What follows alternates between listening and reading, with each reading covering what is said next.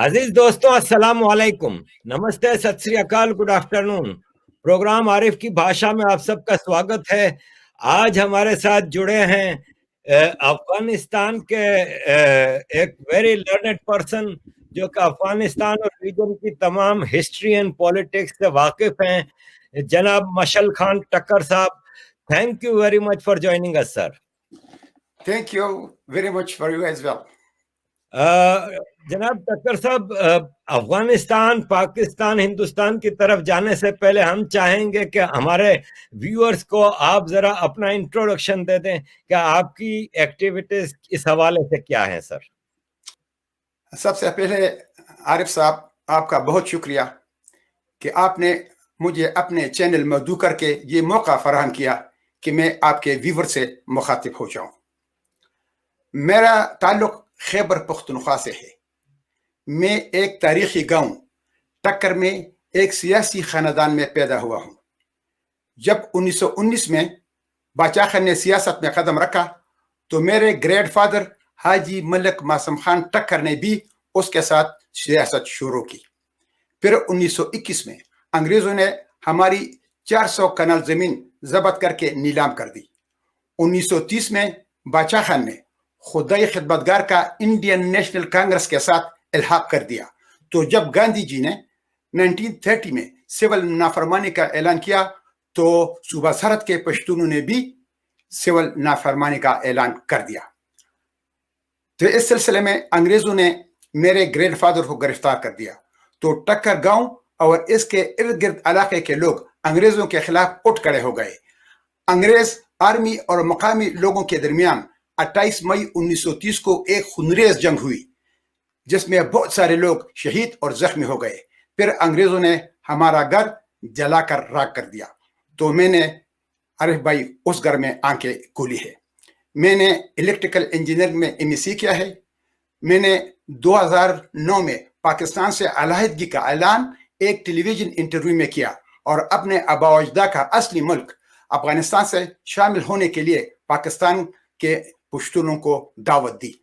मैं great Afghanistan movement गाम का फाउंडर हूं, जिसका एक पॉइंट एजेंडा है दरिया सिंध से लेकर अमू दरिया तक ग्रेटर अफगानिस्तान बनाना। ये मेरी मामूली सी इंट्रोडक्शन थी।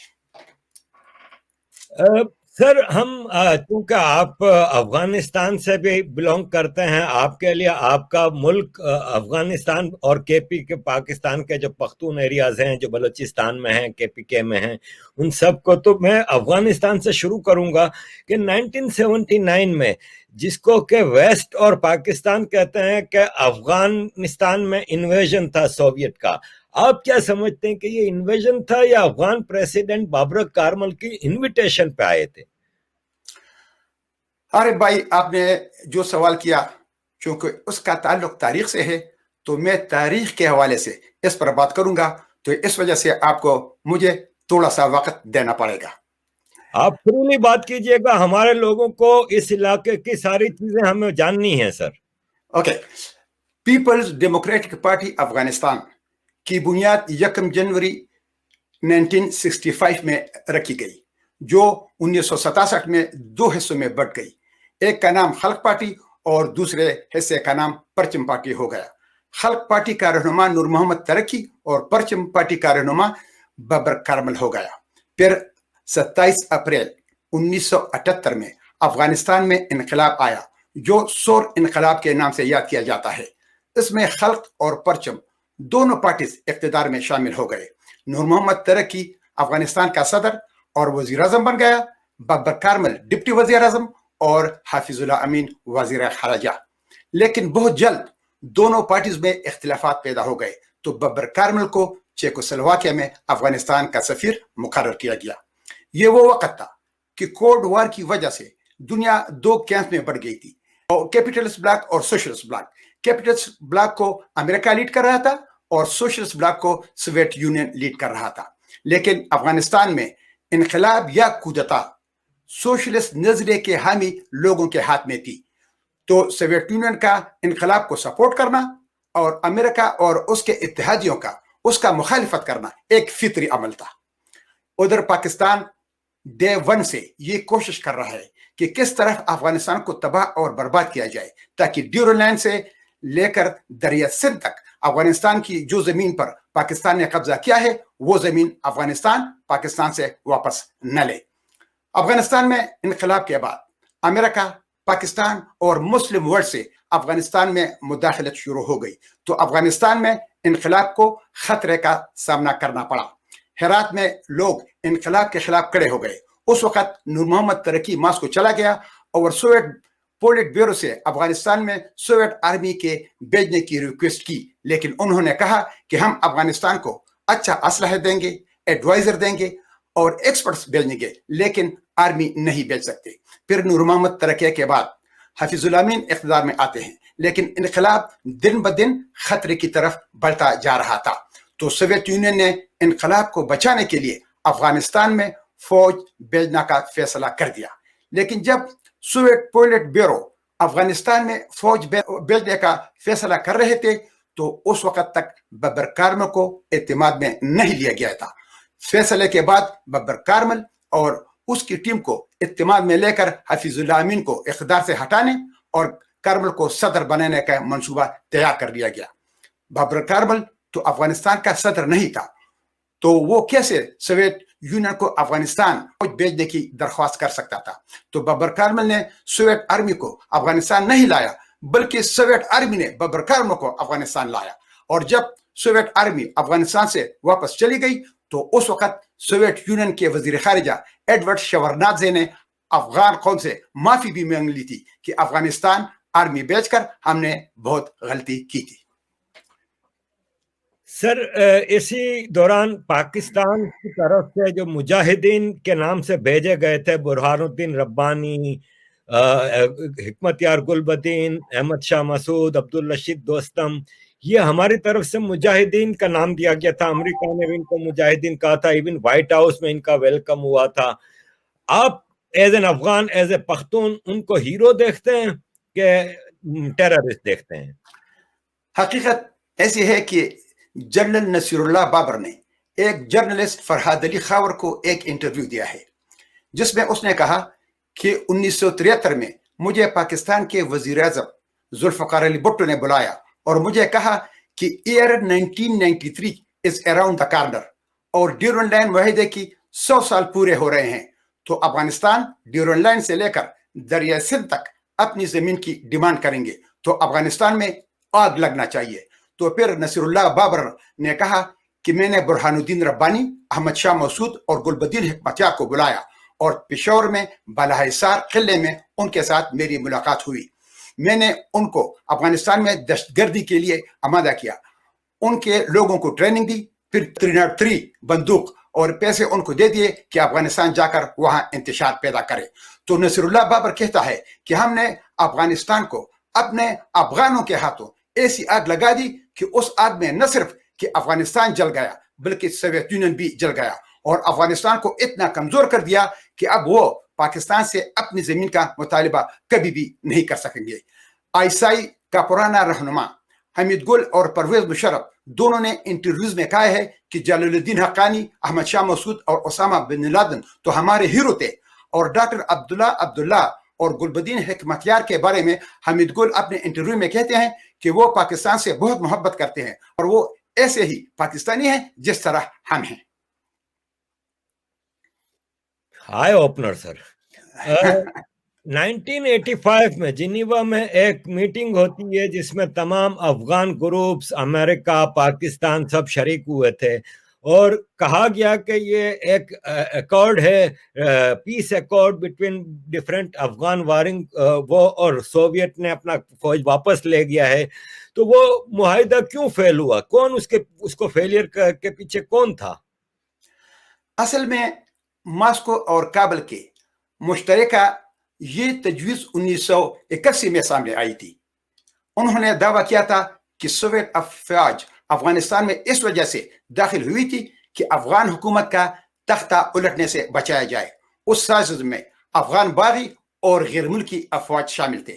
تو سوویت یونین اس بات پر استفسار کرتا تھا کہ جب سوویت آرمی افغانستان سے نکل جائے گی تو پھر جنگ ختم ہونی چاہیے۔ سیکرٹری جنرل کے دفتر یونائٹڈ نیشن کے کہ دفتر کے زیر اہتمام 1982 میں اقوام متحدہ نے افغانستان سے سوویت انخلا کی سہولت کے لیے بات چیت کا آغاز کر دیا. اس کی فارمیٹ پر 1985 تک اتفاق رائے ہو گیا تھا. دسمبر 1985 کی بات چیت کے وقت سوویت یونین کا یہ مطالبہ تھا کہ سوویت انخلا کا عمل مکمل ہونے کے بعد مجاہدین کو پاکستان کے ذریعے اسلحہ کی فراہمی روکنا چاہیے، لیکن ان کی یہ بات نہیں مانی گئی. یہ معاہدہ سوویت یونین کا ایک کمزور معاہدہ تھا. میخائیل سرگئی گورباچوف نے اپنے ساتھ یہ دھوکہ دہی کا احساس کیا تھا، لیکن 1987 میں سوویت یونین افغانستان کو چھوڑنے کا عزم کر چکے تھے. اس لیے اس معاہدے کو متضاد افہام و تفہیم کے ساتھ مانا گیا کہ اسلحے کی فراہمی مجاہدین کو جاری رہے گی، اور پاکستان اس پر اصرار کرتا رہا کہ پاکستان مجاہدین کو اسلحہ سپلائی کرتا رہے گا. سرکاری طور پر جنیوا معاہدہ 14 اپریل 1988 کو اقوام متحدہ کے جنیوا ہیڈ کوارٹرز میں افغانستان اور پاکستان کے درمیان ہوا. امریکہ اور سوویت یونین ضامن کی حیثیت سے خدمات انجام دے رہے تھے، لیکن دوسری طرف پاکستان کی ایما اور شرارت پر افغان مزاحمتی گروپ یا مجاہدین نے اس معاہدے کو اس وجہ سے ماننے سے انکار کر دیا کہ نہ ہم جنیوا مذاکرات اور نہ معاہدے کے حامی تھے اور نہ ہم نے اس مذاکرات میں شرکت کی تھی، لہٰذا اس وجہ سے ہم اس معاہدے کی شرائط کو قبول کرنے سے انکار کرتے ہیں. اس کے نتیجے میں سوویت انخلا کی تعمیل کے بعد افغانستان میں خانہ جنگی شروع ہوئی. حالانکہ افغانستان اور پاکستان کے درمیان یہ دو طرفہ معاہدہ افغانستان اور پاکستان کا ایک دوسرے کے معاملات میں عدم مداخلت کے اصولوں پر تھا، لیکن ہمیشہ کے لیے پاکستان نے اس معاہدے کی پاسداری نہیں کی. اس معاہدے میں یہ بھی لکھا گیا تھا کہ افغان مہاجرین رضاکارانہ طور پر افغانستان واپس جائیں گے، لیکن عملی طور پر پاکستان یہ بالکل نہیں چاہتا تھا، کیونکہ مہاجروں کے وہی کیمپس تو پاکستان کے ریکروٹنگ سینٹر تھے جہاں وہ افغانستان اور کشمیر کے لیے دہشت گرد تیار کر رہے تھے. اور یہی ہوا کہ سوویت آرمی کا افغانستان سے نکلنے کے بعد پاکستان نے افغانستان کو سول وار میں دھکیل دیا، اور اتنے لوگ سوویت آرمی کے انخلا کے بعد خانہ جنگی میں مر گئے کہ اتنے لوگ انقلاب اور سوویت آرمی کی موجودگی میں افغانستان میں نہیں مرے تھے. ڈاکٹر نجیب اللہ کی سوویت حمایت یافتہ حکومت عوامی حمایت علاقے یا بین الاقوامی سطح پر حاصل کرنے میں ناکام رہی، لیکن پھر بھی وہ 1992 تک اقتدار میں رہنے میں کامیاب ہوا، جب اس کا خاتمہ اور مجاہدین نے کر دیا اور اس کا اقتدار ختم ہو گیا. سر یہ جو سول وار تھی لیٹ 80s سے لے کے 92 تک، وہ بہت ہی بھیانک تھی. افغانستان کی تاریخ میں ایسی سول وار ایسی بھیانک ہم نے دیکھی نہیں. پھر 92 کے بعد طالبان نامی ایک گروہ آتا ہے. یہ کہتے ہیں کہ چونکہ اتنی زیادہ سول وار تھی تو پاکستان نے ایک نئی فورس لانچ کی، طالبان. اب ہم اگر انقلابی افغانستان دیکھتے ہیں تو کابل یونیورسٹی اور افغانستان میں بڑی لبرل قسم کی لائف ہوتی تھی. یہ اچانک ٹرن اراؤنڈ اور ایک طالبان جو کہ 1400 سال پرانے اسلام کو لے کے آ گئے. یہ کیا تھا؟ طالبان کو کس نے انٹروڈیوس کرایا؟ کیا مقصد تھا اس کے پیچھے؟ ارے بھائی، جب افغانستان میں انقلاب آیا تو اس وقت پاکستان میں پشتونوں کے علاقے میں صرف 300 مدرسے تھے، لیکن جب پاکستان کو امریکہ کے ڈالر اور سعودی عربیہ کے پیٹرول ڈالر ملنے شروع ہو گئے تو آفیشیل رجسٹرڈ مدرسوں کی تعداد 40,000 تک پہنچ گئی، اور ان رجسٹرڈ مدرسوں کی تعداد 1 لاکھ سے بھی زیادہ تھی. اور ان سب میں افغانستان کے لیے جہادی تیار کیے جاتے تھے، اور زیادہ تر یہ مدرسے افغانستان سے آئے ہوئے مہاجروں کے کیمپس میں ہوا کرتے تھے، اور جہادیوں کی تیاری کا سلسلہ ابھی تک جاری ہے. یہ جہادی افغانستان اور کشمیر میں پراکسی وار کے لیے پاکستان کی ایک اسٹریٹجک قوت ہے، اور یہ جہادی مکمل طور پر پاکستانی فوج اور ISI کی کنٹرول میں ہوتی ہے. تو جب پاکستان کو ضرورت ہوتی ہے تو جس تنظیم کے ساتھ وہ ان کو جوڑنا چاہتے ہیں تو یہ جہادی وہاں چلے جاتے ہیں. سوویت آرمی کے جانے کے بعد پاکستان چاہتا تھا کہ گل بدین حکمتیار افغانستان کا صدر بن جائے، لیکن جب وہ اس میں ناکام ہوئے تو پھر پاکستان کسی اور گروپ کی تلاش میں تھا. وہی گروپ ان کو طالبان کی شکل میں مل گئی. حالانکہ طالبانوں یہ گروپ کندہار میں وار لارڈز کے ظلم اور بربریت اور بد اخلاقی کی وجہ سے وجود میں آیا تھا، اور پھر پاکستان نے ان کو اپنے سینے سے لگانا شروع کر دیا. جب طالبان کا یہ گروپ وجود میں آیا تو پاکستان میں ایک ٹی وی اینکر اور جرنلسٹ حامد میر نے ان کے خلاف اخبار میں ایک آرٹیکل لکھا. تو حامد میر کہتا ہے کہ مجھے بے نظیر بھٹو نے بلایا کہ طالبان بہت اچھے لوگ ہیں, ان کے بارے میں ایسا مت لکھے, یہ ہماری ایک اسٹریٹجک قوت ہے. اور ایک دفعہ جنرل نصیر بابر نے کہا تھا کہ طالبان میرے لڑکے ہیں, دے آر مائی بوائز. ستمبر 1994 میں پاکستانی سروے کاروں اور ISI کے افسران نے سڑک کا سروے کرنے کے لیے پاکستانی سرحد پر چمن سے ہرات جانے والی سڑک کا بغور جائزہ لیا. تو ایک طالب کمانڈر عمر لالے نے نصیر اللہ بابر کو 2 ٹوک انتباہ جاری کیا کہ پاکستان ہماری سڑکوں کو اثر نو تشکیل کرنے کی پیشکش کر رہا ہے, لیکن مجھے نہیں لگتا کہ ہماری سڑکوں کو ٹھیک کرنے سے خود بخود امن قائم ہو جائے گی. لالے نے کہا کہ جب تک ہمسایہ ممالک ہمارے اندرونی معاملات میں مداخلت کرتے رہیں گے تو ہمیں امن کی توقع نہیں کرنا چاہیے. لیکن پاکستان ہار نہیں مانتا تھا. یہ وہ وقت تھا کہ طالبان کو ہر ایک چیز کی ضرورت تھی اور پاکستان کو اس کا پتہ تھا کہ کس طرح سے ان کی اس مجبوری سے فائدہ اٹھایا جائے. تو 12 اکتوبر 1994 کو پاکستان نے سپن بلدک کے باہر حکمتیار کے ہتھیاروں کے ایک بڑے ڈم پر قبضہ کرنے کی خاطر طالبان کی مدد کی. اصل میں جنیوا معاہدے کی شرائط پر اسلام آباد پاکستانی سرزمین پر افغان باشندوں کے لیے اسلحہ نہیں رکھ سکتا تھا. تو یہ اسلحہ اور گولہ بارود وغیرہ 1990 میں پاکستان سے سرحد پار کر کے افغانستان منتقل کر دیے گئے تھے. ڈب میں طالبان نے تقریباً 18,000 کلاشنکوف, درجنوں توپ خانے, بھاری مقدار میں گولہ بارود اور بہت سی گاڑیاں ضبط کی, اور اسی طرح پاکستان نے گلبدین حکمتیار کو خدا حافظ کہہ دیا. اس کے بعد کابل حکومت کو بتائے بغیر 20 اکتوبر 1994 کو بابر نے 6 مغربی سفیروں کی پارٹی کندہار اور ہرات لے گئے. اس وفد میں ریلوے, شاہراہوں, ٹیلی فون اور بجلی کے محکموں کے اعلیٰ عہدیدار بھی شامل تھے. 28 اکتوبر کو بے نظیر بھٹو نے عاشق آباد میں اسماعیل خان اور جنرل رشید دوستم سے ملاقات کی اور ان پر زور دیا کہ وہ جنوبی راستہ کھولنے پر راضی ہو جائے. 29 اکتوبر 1994 کو پاکستان کا 30 ٹرکوں کا ٹیسٹ قافلہ افغانستان کے راستے عاشق آباد روانہ کرنا, مختلف شہروں پر طالبان کا قبضہ کرنا, اور 96 کے جلال آباد میں جلال آباد شورا کے لیڈر عبد القدیر خان کو سعودی عرب اور پاکستان کا $10 ملین کا رشوت دینا, اور پھر 26 ستمبر 1996 کو کابل پر قبضہ کرنے میں پاکستان نے طالبان کا بھرپور ساتھ دیا. ایک اور بات کا ذکر میں کرنا چاہتا ہوں کہ ایک دفعہ نصیر اللہ بابر ملا عمر کے ساتھ کندہار میں اکٹھا کھانا کھا رہے تھے. تو نصیر اللہ بابر نے ملا عمر کو کہا کہ امیر المومنین ڈیورل لائن کو بین الاقوامی سرحد تسلیم کر لے تو سارے مسئلے حل ہو جائیں گے. تو ملا عمر نے اس کو کھانا کھانے سے منع کیا اور کہا اٹھو, اور اپنے ساتھیوں کو کہا کہ اس کو سپین بل تک پہنچا دو اور اس کو افغانستان کے زمین سے نکال دو. لیکن 2001 میں پاکستان نے ان طالبان کو امریکہ کے ہاتھوں بیچ ڈالا, حتیٰ کہ پاکستان میں افغان سفیر اسلام آباد میں برہنہ کر کے امریکہ کے حوالے کر دیا گیا تھا, اور طالبان کے لیڈرشپ کو پاکستان میں محفوظ جگہ میں پناہ دے کر مستقبل میں اپنی نئے پلان کی تیاری شروع کر دی, جو ابھی آپ کے سامنے ہے. سر, یہ طالبان کے اور تو بہت سارے جرم ہیں, لیکن ایک جرم جو بہت ہی بھیانک تھا وہ تھا بامیان بدھا کی تباہی. بامیان بدھا افغانستان کا ہسٹوریکل ہیریٹیج تھا. کیا یہ ضروری تھا؟ کیا میسج دینا چاہتے تھے طالبان یہ بامیان بدھا کو تباہ کر کے؟ حریف بھائی, افغانستان میں جاری افغان خانہ جنگی کے دوران بامیان میں بدھ کے آس پاس کا علاقہ حسب وحدت ملیشیا کے کنٹرول میں تھا. یہ شمالی اتحاد کا ایک حصہ تھا جو اس وقت طالبان کے خلاف لڑ رہا تھا. اگست 1998 میں مزار شریف پر طالبان کے قبضے کے بعد وادی بامیان کو مکمل طور پر طالبان نے گھیرے میں لے لیا. پھر اس شہر کو 13 ستمبر 1998 کو طالبان نے قبضہ کر لیا.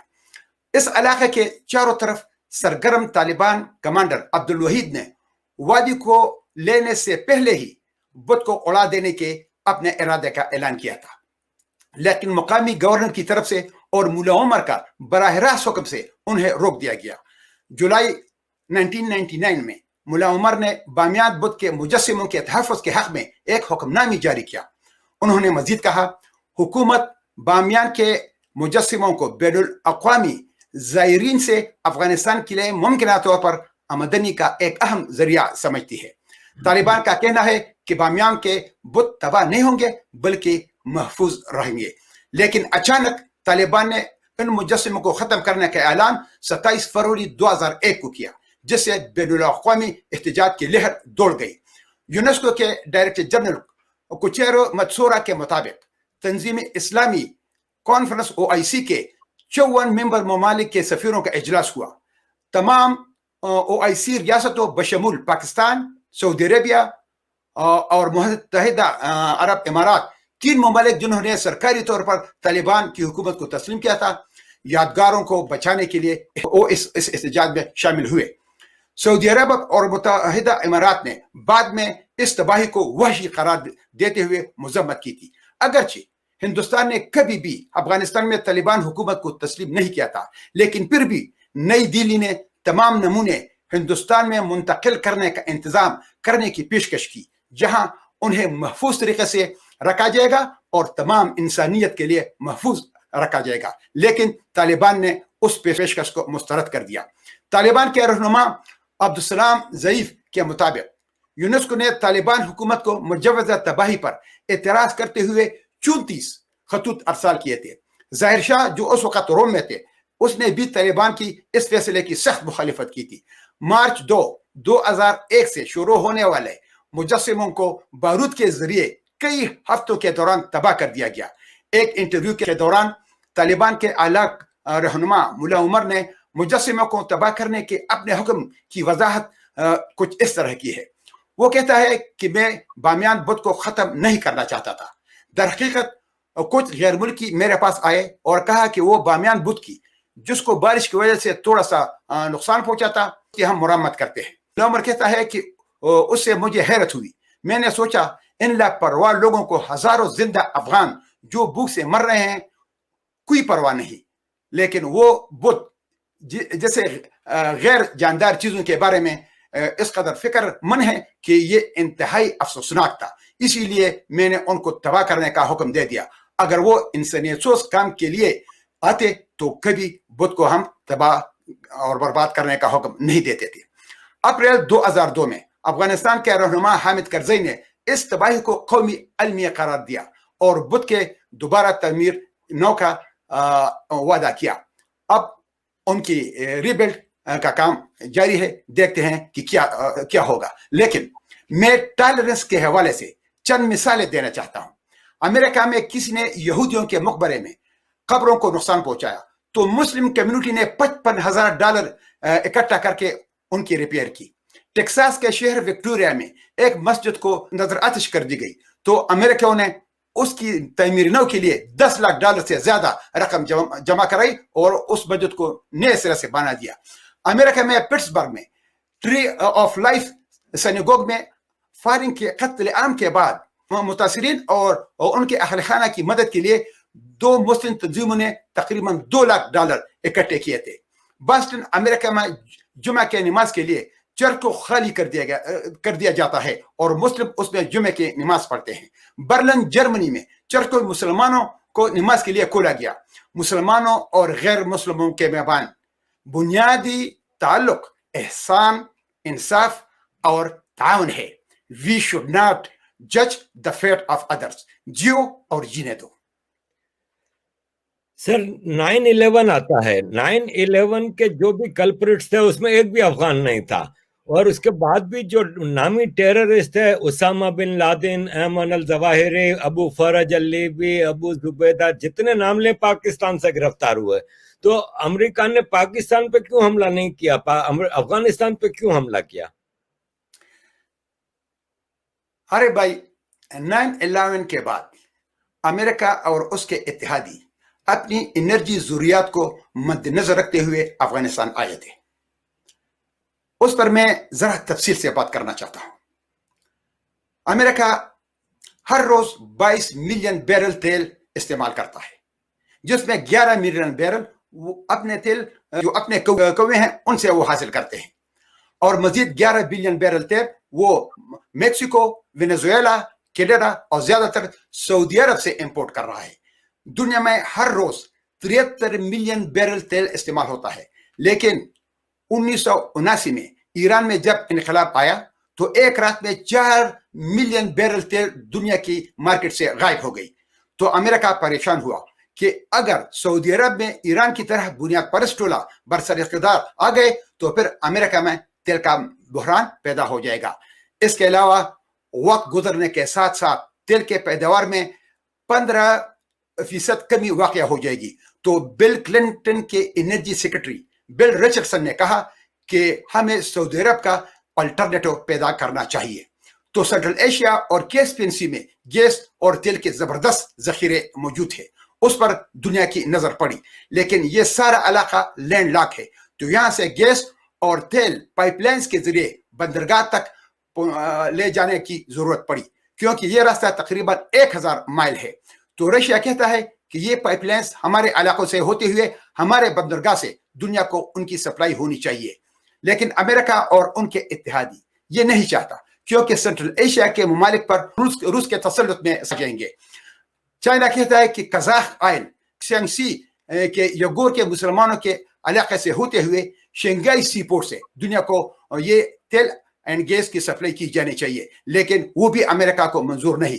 तीसरा रास्ता ईरान के बंदरगाह है, लेकिन अमेरिका और ईरान के ताल्लुकात भी अच्छे नहीं है। तो फिर अमेरिका, अजरबैजान और तुर्की के दरमियान एक मुआहिदा हुआ कि गैस पाइपलाइंस बाकू अजरबैजान से शुरू होकर जॉर्जिया से होते हुए टर्की में मेडिटेरेनियन सी में सीहान के बंदरगाह तक पहुंचा दिया जाएगा और फिर वहां से दुनिया को ये ऑयल और की डिस्ट्रीब्यूशन होगी।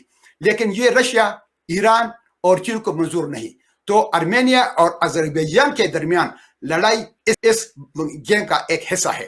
अब अमेरिका को इस तेल और गैस के लिए बैठने की जगह चाहिए था, तो उन्होंने पहले उज्बेकिस्तान और किर्गिज़िया में बेसिस बनाए, लेकिन फिर उज्बेकिस्तान और किर्गिज़िया ने अमेरिका को वहां से निकाल दिया। तो वह जगह जहां अमेरिका बैठ सकता था तो वो अफगानिस्तान था। लेकिन अमेरिका क्या कहता है? अमेरिका कहता है कि हम अफगानिस्तान इस वजह से गए थे कि वहां अलकायदा के ट्रेनिंग कैंप्स थे और तालिबान गवर्नमेंट उनकी मदद कर रहा था। तो अगर उसको सच भी माना जाए तो फिर तो ये ट्रेनिंग कैंप पाकिस्तान में भी मौजूद है और पाकिस्तान उनको स्पॉन्सर कर रहा है, और वहीं से अफगान नाटो और अमेरिका के फौज पर दहशतगर्द हमले कर रहे हैं। तो अमेरिका ने पाकिस्तान पर क्यों हमला नहीं किया? तो यही सूरत हाल है कि मसला वो नहीं था कि वो अफगानिस्तान में तालिबान के पीछे या अलकायदा कैंप्स के पीछे आए थे, बल्कि मसला उनके स्ट्रेटेजिक, इक्तिसादी और सियासी मसाइल का हल करने का था। 9/11 के बाद पाकिस्तान ने पकड़ के इनोसेंट अफगानों को अमेरिका के हवाले किया, ग्वांतानामो में भर दिया गया। उसमें टेररिस्टों को अपने मुल्क में पनाह दी थी, जो चेचन थे, जो अरब थे, जो उज़्बेक थे, जो टेररिस्ट सारे पाले हुए थे, उनको अपने यहाँ पनाह दी हुई थी, सेफ रखा था। लेकिन जो इनोसेंट तालिबान थे, उनको इनोसेंट अफगान थे जो पख्तून थे, पाकिस्तान से भी और अफगानिस्तान से भी, उनको पकड़ के डॉलरों के बदले में अमेरिका के हवाले किया। ये कितना बड़ा ह्यूमन राइट्स वायोलेशन था, इसके बारे में क्या कहेंगे सर आप? आरिफ भाई, इसके मुतालिक मैं आपको एक बात करना चाहता हूं। मीर एमल कांसी बलूचिस्तान का रहने वाला था। 1993 में उसने अमेरिका में CIA के 2 अफसरों को गोली मारकर हलाक कर दिया और फिर वो पाकिस्तान भाग गया। तो फिर अमेरिकन ने उसको पाकिस्तान में गिरफ्तार करके वापस अमेरिका ले गए। तो अमेरिका में एक प्रोसिक्यूटर रॉबर्ट हॉर्न जूनियर की अदालत में उस पर मुकदमा चल रहा था। तो एक दिन WTTG टीवी चैनल नंबर 5 को ये प्रोसिक्यूटर इंटरव्यू दे रहा था। तो उसको टीवी एंकर ने कहा कि एमल कांसी को गिरफ्तार करने के लिए अमेरिका ने $2 मिलियन का अवार्ड मुकर्रर किया था। तो उस प्रोसिक्यूटर रॉबर्ट हॉर्न जूनियर ने उसको कहा कि पाकिस्तानी तो ऐसी बेगैरत कौम है जो चंद डॉलर्स के और अपनी मां को भी बेचते हैं। लेकिन मैं एक बात की वजाहत करना चाहता हूं, पाकिस्तान पंजाब है और पंजाब पाकिस्तान है, जबकि पंजाब ने पश्तून, बलोच और सिंधियों को यरगबान बना रखा है। तो पाकिस्तान से मेरा मतलब पंजाब है। ये मैं इस बात की वजाहत करना चाहता हूं। आरिफ भाई, आप इस बात पर जरा गौर करें कि जनरल परवेज मुशर्रफ جو Pakistan chief of army staff اور پاکستان کا صدر رہ چکا ہے، اس نے اپنی کتاب ان دا لائن آف فائر میں بھی یہی بات لکھا ہے کہ ہم لوگوں کو گرفتار کر کے امریکہ کے حوالے کر دیتے ہیں اور امریکہ ہمیں اس کے پیسے دے دیتے. تو جس قوم کا دنیا میں یہ ریپوٹیشن ہو کہ وہ چند ڈالروں کے عوض اپنی ماں کو بھی بیچتے ہیں، تو اس ملک سے آپ کیا گلہ کر سکتے ہیں کہ وہ افغانستان اور پاکستان کے پشتونوں کو امریکہ کے ہاتھوں بیچتے تھے. باقی رہی ہیومن رائٹس وائلیشن کی بات، تو پاکستان میں جو کچھ ہو رہا ہے تو کیا ہیومن رائٹس آرگنائزیشن کو اس کا پتہ نہیں؟ اسی وجہ سے انٹرنیشنل ہیومن رائٹس آرگنائزیشن کی کریڈیبلٹی پر سوالیہ نشان آتا ہے.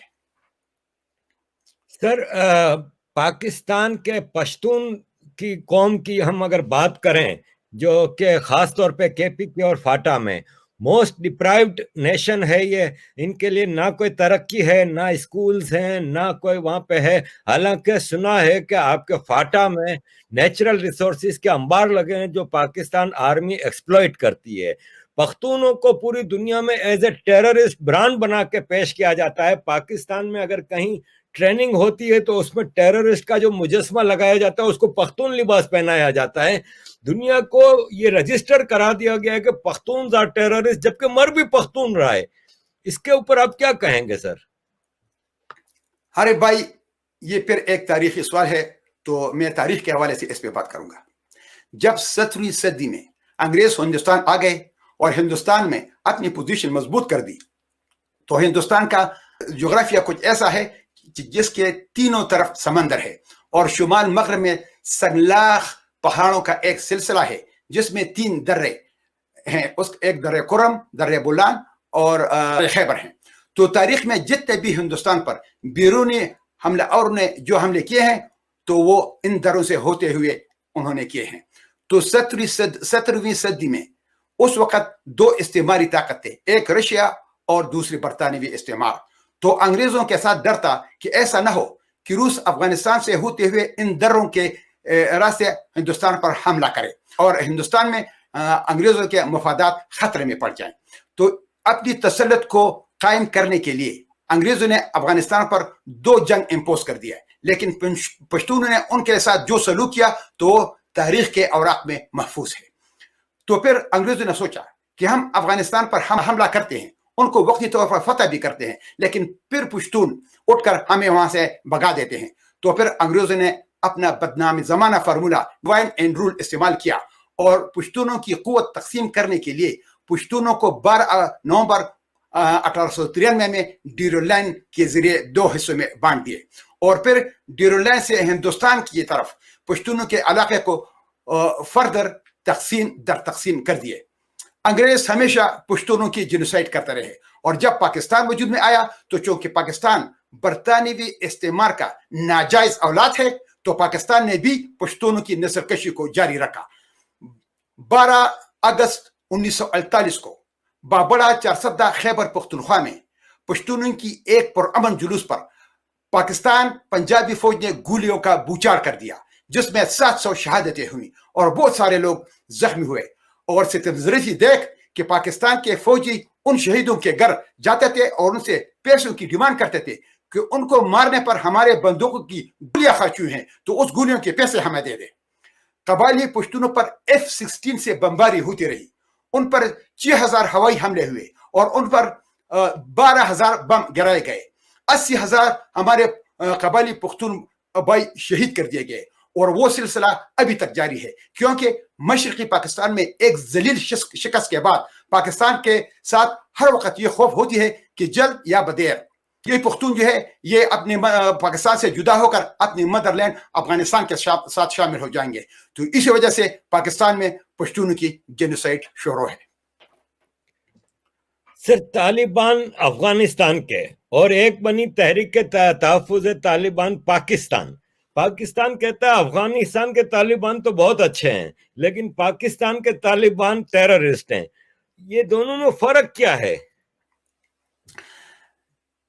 ارے بھائی، افغانستان اور پاکستان میں سرگرم پاکستانی طالبان دھڑوں کے شمالی اور جنوبی وزیرستان میں پناہ گاہیں ہیں جو وفاق کے زیر انتظام قبائلی علاقوں میں واقع ہیں. جب 2001 میں अमेरिका ने अफगानिस्तान पर हमला किया तो बहुत सारे अलकायदा, उज़्बेक, चेचन और अफगान पाकिस्तान के कबायली इलाके में चले गए और पाकिस्तान ने उनको सीने से लगा लिया। लेकिन जब पाकिस्तान पर बैरूनी दुनिया का दबाव आ गया तो पाकिस्तान आर्मी ने 2002 में उनके खिलाफ कार्रवाई शुरू की। लेकिन उस वक्त तक अलकायदा ने मुकामी लोगों में बहुत काम किया था, तो आम लोगों की अलकायदा से ताल्लुकात पैदा हुए थे। तो जब पाकिस्तान ने अलकायदा के खिलाफ ज़ाहिरन कार्रवाई शुरू की तो उसके रद्द-ए-अमल में आम लोग, कबायली जो हमारे भाई है, पाकिस्तान आर्मी के खिलाफ हो गए। लेकिन उस वक्त वो मुख्तलिफ ग्रुपों में तकसीम थे। आखिर दिसंबर 2007 में 13 ग्रुप्स इकट्ठा होकर तालिबान, तहरीक तालिबान पाकिस्तान TTP की बुनियाद रखी गई और बैतुल्लाह मसूद को अपना लीडर चुना। तहरीक तालिबान पाकिस्तान ने अलकायदा से नजरियाती रहनुमाई हासिल की है और अलकायदा के साथ रवाबित बरकरार रखे हुए हैं। TTP के बहुत से रहनुमा अफगानिस्तान में लड़ाई के साबिक जंगजू थे, जिन्होंने नेटो की ज़ेर क़यादत बैनुल अक़वामी सलामती इमदादी force, international security assistance force के खिलाफ लड़ाई की थी। लेकिन पाकिस्तान ने TTP में भी अपनी पेनिट्रेशन शुरू कर दी और बाजाउल एजेंसी में मौलवी फ़कीर मोहम्मद की सरबराही में एक दड़ा तालिबान से जुदा कर दिया जो पाकिस्तान की हिमायत कर रहा था। इसी तरह वजीरिस्तान में मुकीम पाकिस्तानी तालिबान रहनुमा हाफिज गुल बहादुर और मौलवी नज़ीर TTP की पाकिस्तान सिक्योरिटी फोर्स के खिलाफ जंग लड़ने की पॉलिसियों को मंजूर नहीं करते थे। 25 अगस्त 2008 को पाकिस्तान ने उस ग्रुप पर पाबंदी आयद कर दी। दिसंबर 2008 के आखिर में और जनवरी 2009 के अवाइल में मुल्ला उमर ने मुल्ला अब्दुल्ला जाकिर को उसकी सरबराही में एक वफद भेजा ताकि TTP के मेंबरान के इख्तिलाफात को दूर करने और अफगानिस्तान में अमेरिकी मौजूदगी का मुकाबला करने में अफगान तालिबान की मदद करने पर राजी करे। बैतुल्लाह मसूद, हाफिज गुल बहादुर और मौलवी नज़ीर ने फरवरी 2009 में इत्तेफाक किया और शूरे इत्तेहाद मुजाहिदीन तश्कील दी। मुल्ला उमर और उसामा बिन लादेन से अपनी बैत की। ताहम ये शूरा बहुत ज़्यादा देर तक नहीं रहा और उसके ऐलान के फौरन बाद ही कोलैप्स हो गए। अगस्त 2009 में बैतुल्लाह मसूद के मरने के बाद हकीमुल्लाह मसूद TTP का लीडर मुकर्रर हुआ। TTP के ढांचे में मरकजी कमान का फुकदान है। TTP के मुख्तलिफ दड़ों अपने असर रसूख के मकामी इलाकों तक वो महदूद रहते हैं और अक्सर उस इलाके से बाहर अपनी कार्रवाइयाँ बढ़ाने की अहलियत से महरूम रहते हैं, जबकि अफगान तालिबान में मरकजी कमान मौजूद है। अमेरिकी अहदेदारों का कहना है कि पाकिस्तानी ISI अफगानिस्तान में हमले करने वाले 3 बड़े ग्रुप को उनकी बराह रास्त मदद कर रहा है।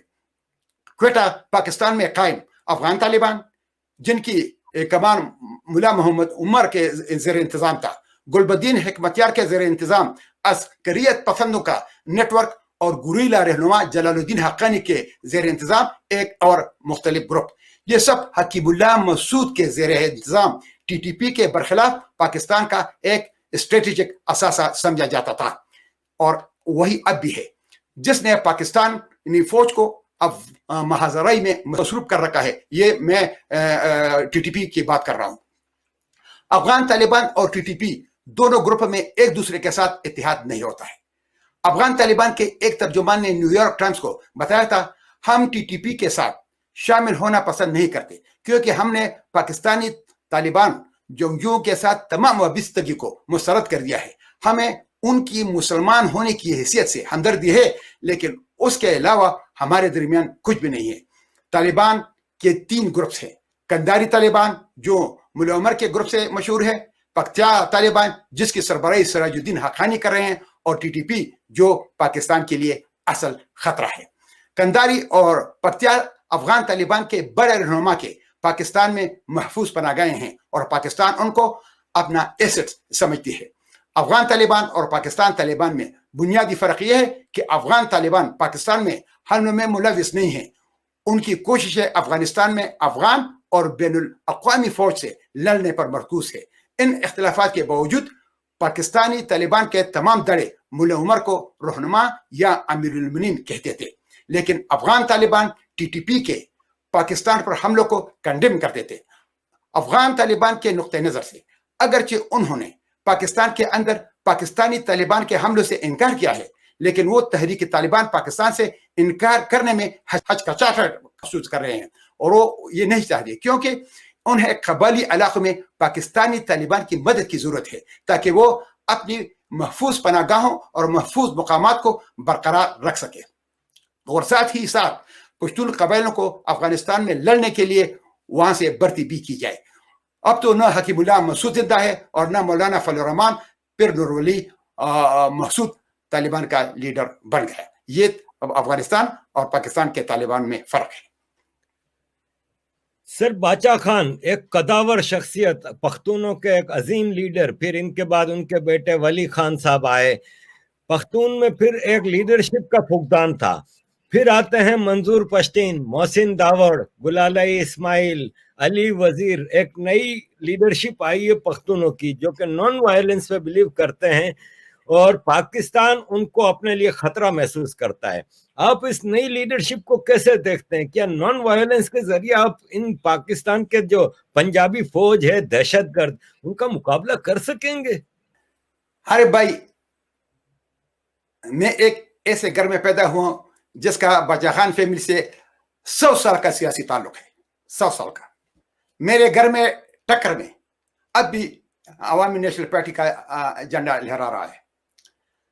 जहां तक हमारे कबायली पश्तून भाइयों का ताल्लुक है तो उनके साथ पाकिस्तान ने बहुत जुल्म किया है। बेचारे सालों साल अपने घरों से बेदखल होकर गर्मियों में खेमों में अपने छोटे छोटे बच्चों के साथ जिंदगी गुजार रहे हैं। न तालीम, न अस्पताल, न जिंदगी के दूसरे जरूरियात उनको मुहैया है। लेकिन कराची में नकीबुल्लाह मसूद को शहीद करने के बाद महसूद तहफ़्फ़ुज़ मूवमेंट की बुनियाद रखी गई कि नकीबुल्लाह मसूद को इंसाफ मिलना चाहिए। बाद में Mehsud तहफ़्फ़ुज़ movement Pashtun तहफ़्फ़ुज़ movement PTM में तब्दील हो गया। लेकिन मैं यहाँ एक तारीखी बात करना चाहता हूँ। खान अब्दुल गफ्फार खान, जो बाचा खान के नाम से भी मशहूर है, उसने 88 साल पश्तूनों को अदम तशद्दुद के नाम पर सुर्ख टोपियां पहना दी। बलूचिस्तान में एक और पश्तून लीडर अब्दुल खान अचकज़ई ने 26 अक्टूबर 1956 में लाहौर में जस्टिस शब्बीर अहमद की अदालत में कहा था कि हम पाकिस्तान के कानून के तहत पाकिस्तान में पश्तूनों का हक मांग रहे हैं। तो पाकिस्तान बनने से पहले हम पश्तून अंग्रेजों के गुलाम थे और पाकिस्तान बनने के बाद हम अंग्रेजों के नाजायज औलाद पाकिस्तान के गुलाम बन गए। हमारी गुलामी में कोई फर्क नहीं आया। अब PTM वाले कहते हैं कि हम अदम तशद्दुद के जरिए पाकिस्तान के कानून के मुताबिक पश्तूनों की हक के लिए जदोजहद करेंगे। तो PTM वालों ने बाचा खान और सलमान खान दोनों की टोपियां सर पर रखकर पाकिस्तान में पश्तूनों के गुलामी के लिए जदोजहद कर रहे हैं। हमारी तंजीम ग्रेट अफगानिस्तान मूवमेंट गाम उसका एक ही एजेंडा है कि दरिया सिंध से लेकर दरिया आमू तक अपनी अबाइदा का असली वतन ग्रेट अफगानिस्तान को बनाना है। हम पाकिस्तान से आज़ादी चाहते हैं। लिहाजा मैं मुस्तकबिल में PTM के वजूद में पाकिस्तान में पश्तूनों की गुलामी का तसलसल देख रहा हूँ। बाद लोग मुझसे पूछते हैं कि टक्कर साहब, पाकिस्तान में PTM वाले आपकी तरह बेबांगी दोहल ग्रेटर अफगानिस्तान का नारा नहीं लगा सकते। तो मैं उनको एक बात बताना चाहता हूँ, पाकिस्तान एक हरामी मुल्क है और ये जलालत उनको अंग्रेजों से विरासत में मिली है। पाकिस्तान में 2 सियासी पार्टियां पश्तून नेशनल सियासत करते हैं, एक बाचा खान के फैमिली के अवामी नेशनल पार्टी और दूसरी बलूचिस्तान में समद खान फैमिली के पश्तूनख्वा मिली अवामी पार्टी। और पाकिस्तान की फौज और ISI उन दोनों पार्टियों के साथ अलहदा ताल्लुक रखता है ताकि कहीं ये दोनों पार्टी इकट्ठा न हो जाए और पश्तूनों की ताकत मजबूत न हो जाए।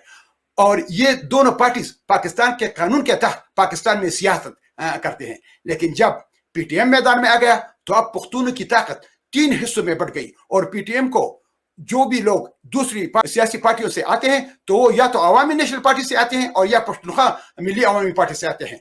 मसलन मोहसिन दावड़ अवामी नेशनल पार्टी से आया है। तो PTM के आने से पश्तूनों की ताकत 2 की जगह 3 हिस्सों में तकसीम हो गई, जिससे पख्तूनों की ताकत बहुत कमजोर पड़ गई। और यही पाकिस्तान चाहता है कि पख्तून एक प्लेटफॉर्म पर जमा न हो जाए। सर, आपने अपना मकसद बताया कि आपका मकसद है अफगानिस्तान के पख्तूनों को यूनिफिकेशन, اور جو پورا پختون ایریا ہے وہ ایک کنٹری ڈیورنڈ لائن ختم کرنا آپ کا مقصد ہے. آپ دیکھتے ہیں کہ ڈیورنڈ لائن ختم ہوگی ان لوگوں کے ہوتے ہوئے. اب میں جنیوا جاتا ہوں یونائٹڈ نیشنز کے اجلاس میں, تو وہاں پہ جب یہ پی ٹی ایم والے آتے ہیں تو ان کا جب پروٹیسٹ ہوتا ہے تو وہ کہتے ہیں منظور پشتین نے کہا ہے کہ افغانستان کا جھنڈا نہیں چاہیے ہمیں, کالے جھنڈے لگاؤ, خالی افغانستان کا جھنڈا نہیں چاہیے. اور کوئی انڈین این جی او یا میڈیا قریب آئے تو انٹرویو تک دینے سے ڈرتے ہیں کہ نہیں ہم انڈینوں سے بات نہیں کریں گے, ہمیں پاکستان میں رہنا ہے اور ہم پاکستان. تو کیسے چلے گا جب آپ نے بتایا کہ 3 لیڈرشپ ہیں پختون کی پاکستان میں, وہ اگر یونیفیکیشن کے لیے آگے نہیں بڑھتے تو آپ اپنا لاہے عمل بتائیں کہ آپ کیسے افغانستان اور پختونوں کو یونائٹڈ کریں گے. ارے بھائی, ایک تو یہ میرا ایمان ہے کہ جلد یا بدیر ڈیورنڈ لائن تاریخ کا حصہ بن جائے گا. اب پشتون جاگ اٹھے ہیں, خاص کر پاکستان میں نوجوان پشتون نسل اب سمجھ گئے ہیں, اور اب ان کو اس بات کا احساس ہو گیا ہے کہ پاکستان میں وہ ہمیشہ پنجاب کی غلامی میں زندگی گزاریں گے, کیونکہ پاکستان کے پارلیمنٹ میں 55% سیٹس وہ صرف پنجاب کے ہیں. تو اگر باقی سارے 3 صوبے اکٹھے بھی ہو جائے تو پھر بھی ان کا مقابلہ نہیں کر سکتے. افغانستان میں بھی افغان جوان نسل اب اس بات پر تلے ہوئے ہیں کہ اب وقت آ گیا ہے کہ ہم ڈیورنڈ لائن سے لے کر دریا سندھ تک اپنی زمین پاکستان سے لے کے رہیں گے, اور پاکستان میں اپنے پشتون بوئی سے مل کر گریٹر افغانستان بنائیں گے. ارے بھائی, جہاں تک اس بات کا تعلق ہے تو میں آپ کو ایک اہم بات بتانا چاہتا ہوں.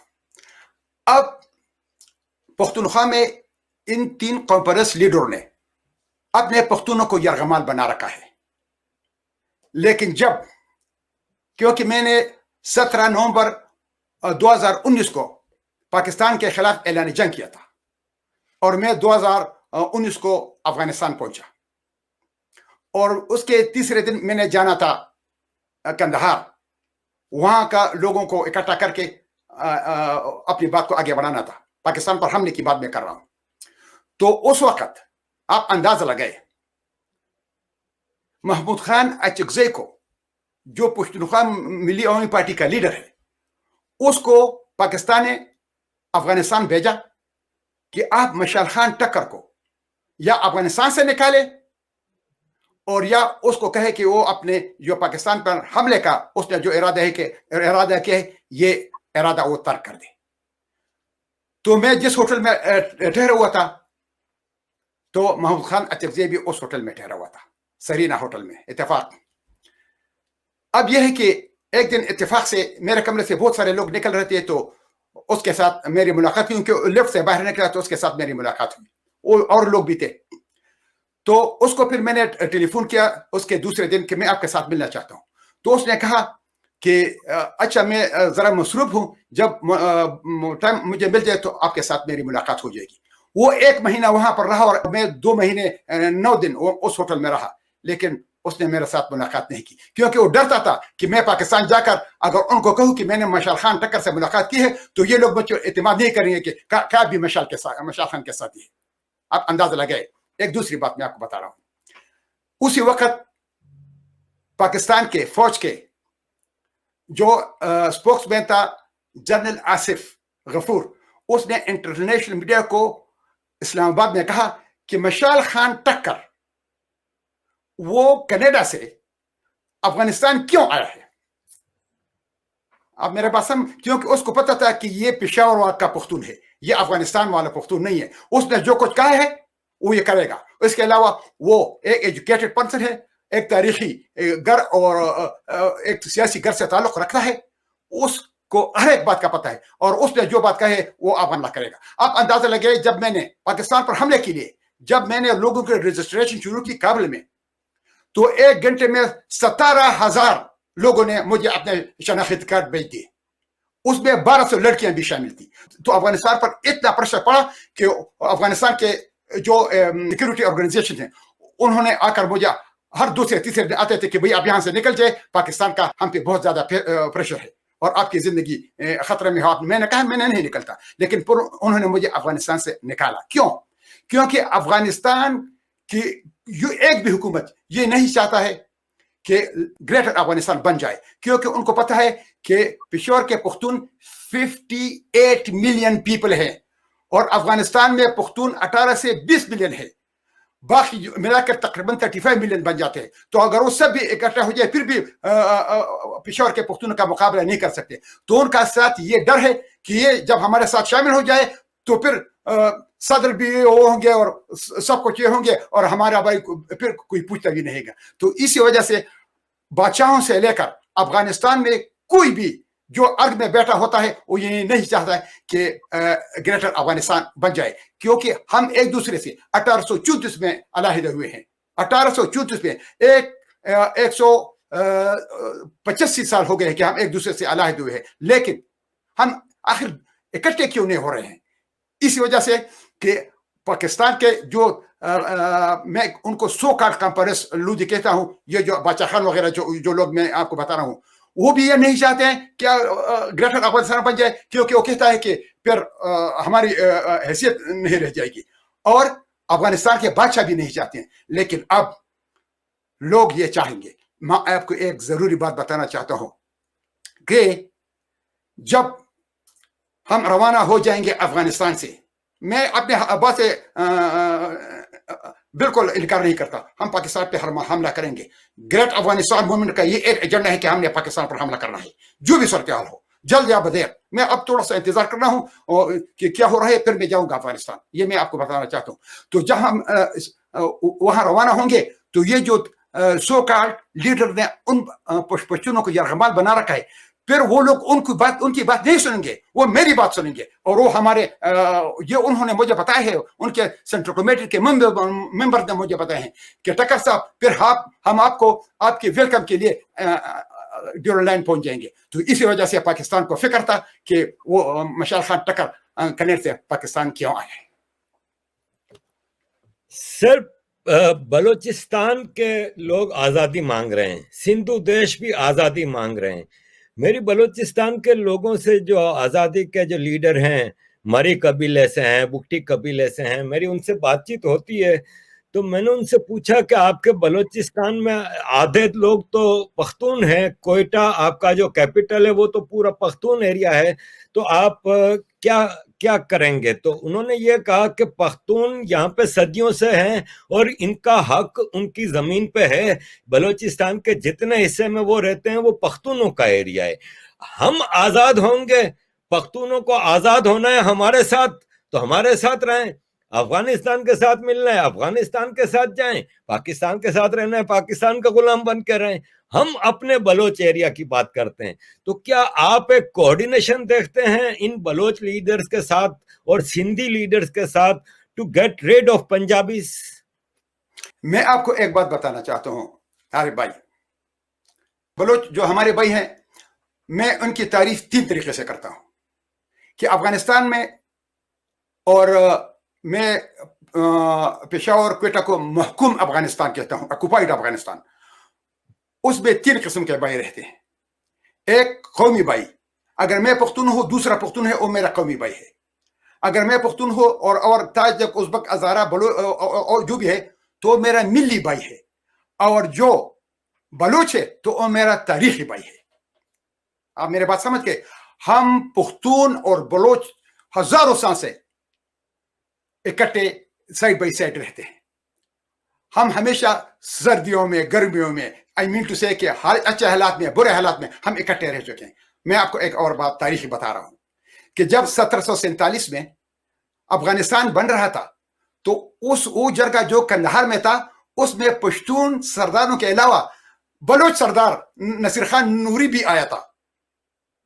تو بلوچ بھائیوں کا یہ بھی حق بنتا ہے کہ وہ کہے کہ افغانستان کے بنانے میں وہ جو جرگہ تھا اس میں ہمارا ہاتھ بھی ہے، یہ اس کا حق ہے. اس کے علاوہ نصیر خان نوری اس کی نیس کے ساتھ احمد شاہ بابا نے شادی کی تھی. خیربخش مری کی بیوی پشتون ہے، بگٹی کی بیوی پشتون. میرا مطلب یہ ہے کہ ہمارا خون کا رشتہ بھی ہے، ہم ایک دوسرے سے علیحدہ نہیں ہو سکتے. ایک بات میں اور آپ کو بتاتا ہوں، بلوچوں کا ہمارے علاوہ گزارا نہیں ہوتا ہے اور ہمارا بلوچوں کے علاوہ گزارا نہیں ہوتا. کیوں؟ بلوچستان اس کا ایک طرف ایران ہے جو ان کا دشمن ہے, دوسری طرف پاکستان ہے جو اس کا دشمن ہے, تیسری طرف سمندر ہے, ایک ہی راستہ ہے جو افغانستان ہے. تو وہ ہمارے صرف تاریخی بھائی نہیں ہیں, وہ ہمارے فطری بھائی بھی بن جاتے ہیں کہ ان کے افغانستان کے علاوہ ان کا کوئی راستہ. افغانستان اگر وہ اپنے گوادر کو کامیاب کرتے ہیں تو افغانستان کے راستے وہ سٹریش سے ملیں گے, اور وہ صرف افغانستان ان کو راستہ پرووائڈ کر سکتا ہے. اور ہمیں ان کی ضرورت یہ ہے کہ ان کے ساتھ سمندر ہے, تو ہمیں ان کی ضرورت ہے اور ان کی ہمیں ضرورت ہے. Sir, Hindustan, India regional super power, Afghanistan میں بھی اگر ری بلڈنگ میں کسی نے پازیٹیو کردار ادا کیا تو ہندوستان نے کیا. وہاں پہ police training, civil service training, infrastructure development. آپ کیوں ہندوستان سے مدد نہیں حاصل کرتے؟ ایک آپ کا اتنا عظیم مقصد ہے, آپ کیا دیکھتے ہیں کہ کیا Hindustan in any time in future آپ کے ساتھ کوئی مدد کریں گے یا آپ کے ساتھ دیں گے؟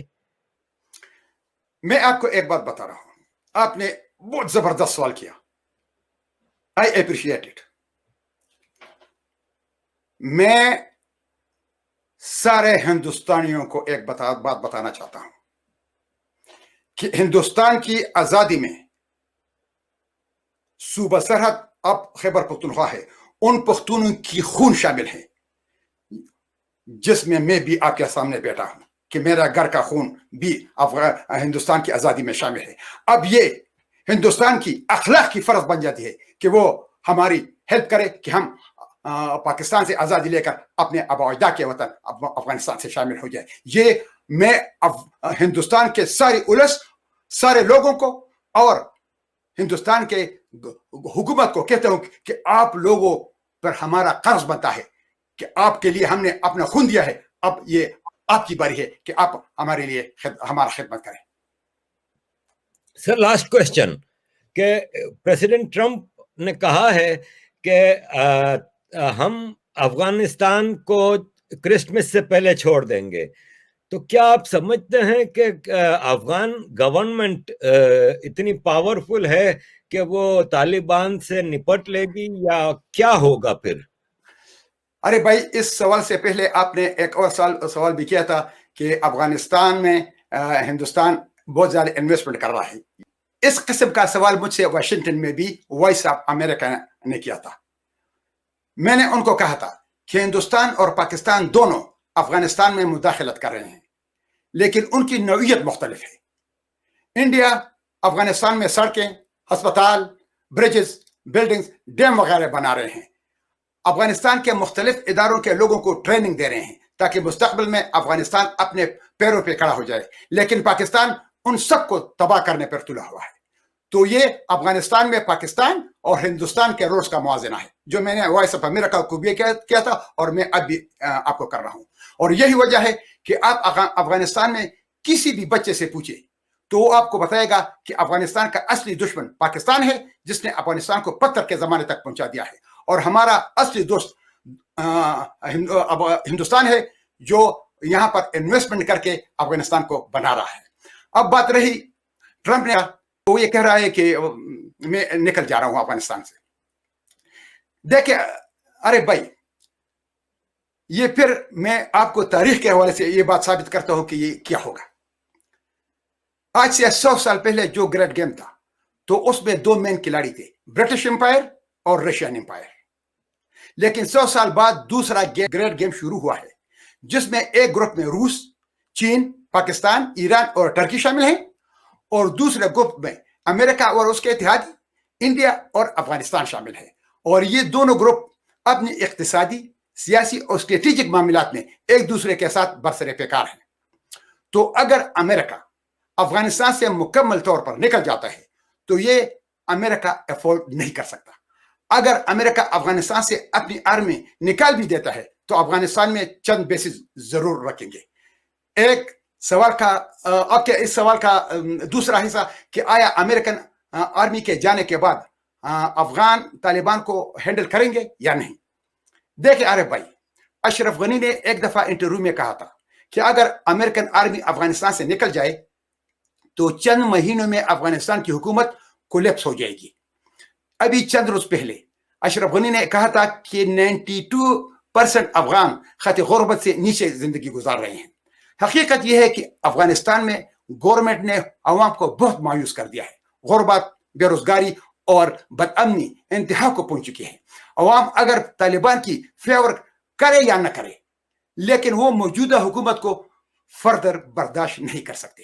اس کے علاوہ جب امریکہ کو پتہ چلا کہ پاکستان نے ہمیشہ ان کے ساتھ دھوکہ کیا ہے، ٹرمپ نے اپنے ایک ٹویٹر پیغام میں لکھا تھا کہ 9/11 کے بعد ہم نے پاکستان کو 33 بلین with B ڈالرز دیے ہیں، لیکن پاکستان نے ہمیشہ ہمارے ساتھ دھوکہ کیا ہے اور ہمیں جھوٹ بولا ہے. تو جنوبی ایشیا میں امریکہ افغانستان کو پاکستان کا الٹرنیٹو بنانا چاہتا تھا، اور وہاں امریکہ نے 9 بیسز بنا دیے. لیکن امریکہ کو بہت جلد پتہ لگ گیا کہ افغانستان کی حکومت میں تو سب چور بیٹھے ہیں. کوئی کرسی کا چور ہے اور کوئی پیسوں کا چور ہے. کسی کو اپنے ملک اور اپنے لوگوں کی فکر نہیں ہے. تو اگر ان کو اپنے ملک اور اپنے عوام کی فکر نہیں ہے تو وہ امریکہ اور اس کے مفادات کا اس خطے میں کیا حفاظت کریں گے. تو میں یہ کہتا ہوں کہ افغانستان نے امریکہ کو پاکستان کے جولے میں خود دھکیل دیا، اور امریکہ نے پاکستان کو پھر ہاتھ دے دیا. پاکستان نے طالبان کو امریکہ کے ساتھ میز پہ بیٹھا دیا. 18 مہینے امریکہ اور طالبان کے درمیان بات چیت ہوئی، لیکن افغان حکومت کو اس مذاکرات سے دور رکھا گیا. 29 فروری 2020 کو قطر دوحہ میں امریکہ اور طالبان کے درمیان معاہدہ ہوا. اس تقریب میں 50 ممالک نے حصہ لیا، جن میں 7 ممالک کے وزیر خارجہ بھی تھے. امریکہ نے طالبان کی حیثیت کو دنیا سے منوا لیا. تو پھر اقوام متحدہ میں سیکیورٹی کونسل سے بھی اسی معاہدے کی ریٹیفیکیشن کر دی. امریکہ طالبان کے ساتھ معاہدہ کو ابھی تک سپورٹ کر رہے ہیں. افغانستان کا سارا دار و مدار امریکہ اور ان کے اتحادیوں کی مدد کی رحم و کرم پر ہے. امریکہ افغانستان کے آرمی کو سالانہ $4 بلین دے رہے ہیں. تو اگر وہ امریکہ بند کر دے تو کیا افغان آرمی سروائیو کر سکے گا؟ میرا یہ خیال ہے کہ امریکن آرمی کے جانے کے بعد افغان گورنمنٹ طالبان کو ہینڈل نہیں کر سکے گا، جو خود افغان گورنمنٹ اس میں انوالو ہے کہ انہوں نے لوگوں کے لیے کچھ بھی نہیں کیا. تھینک یو ویری مچ ٹکر صاحب. آپ نے جو ہمیں آج جو چیزیں بتائیں سچ این آئی اوپننگ چیزیں ہیں، اور میں سمجھتا ہوں کہ ہمارے ویورز کے لیے یہ بہت ہی ایک انفارمیٹیو سیشن ہے. Thank you very much sir for giving اس time. Thank you so much for inviting me. Thanks a lot.